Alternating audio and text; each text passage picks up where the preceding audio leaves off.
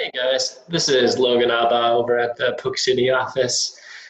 I just joined Rock Valley in January, and I had been practicing for about 5 years doing traveling therapy. However, when March and April came along this year and we were hit with this pandemic, despite 5 years of physical therapy practice, I had zero experience with telehealth. Um, like all of you, I was very hesitant at the start. I really did not feel comfortable behind the screen treating a patient. I've always been a very manually focused and driven therapist.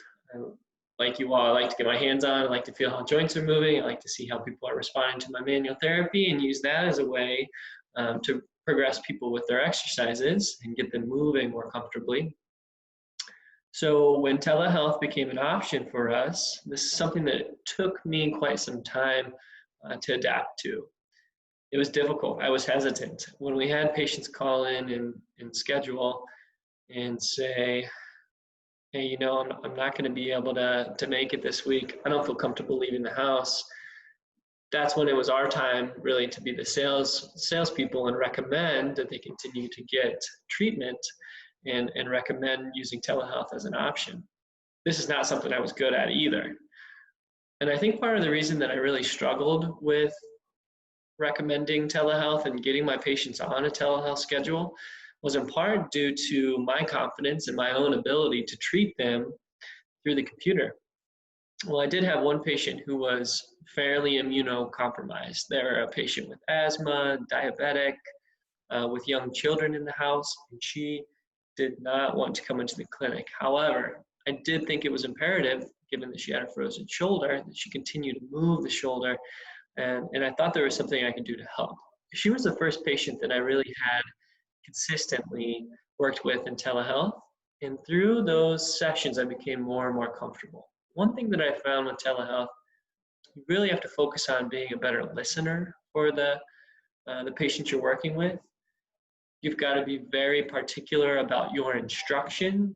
You have to demonstrate exercises in a clear and coherent manner. And also, the home exercise program becomes even more important. So one thing that I found is made telehealth appointments much easier for me is when I pulled up that patient's MedBridge account and I had their home exercise programs on part of the screen and I had them on the other part of the screen. And whenever I felt stuck in a telehealth appointment and I wasn't sure where to go forward, where I usually would be doing manual therapy, I would be saying, okay, let's go back through your home exercise components. I have them all right here.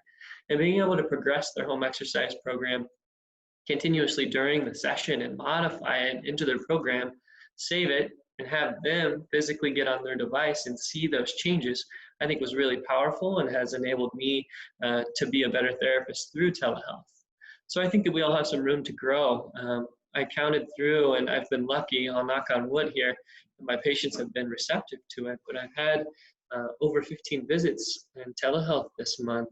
And those are all appointments that these patients truly needed. I really do think that we can provide them a great benefit, getting on, making sure that they feel very comfortable with their home exercise program. And the best part of it all, you get to watch them do their home program at home where they're actually doing it.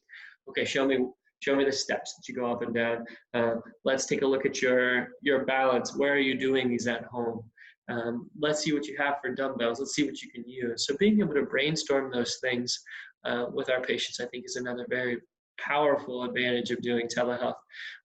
It takes exposure and repetition and experience so that you can become comfortable with something new. And that's exactly what it took me.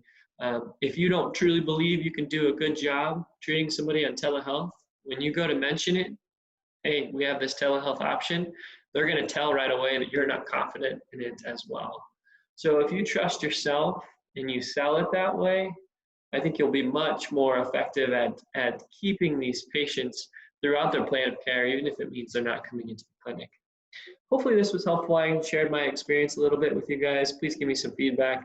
I'd love to hear what you have to say. And if you have any questions about what I've done with my patients to keep them showing up to telehealth appointments and to keep them on my schedule, regardless of this pandemic that we're all fighting through, I'd be happy to help.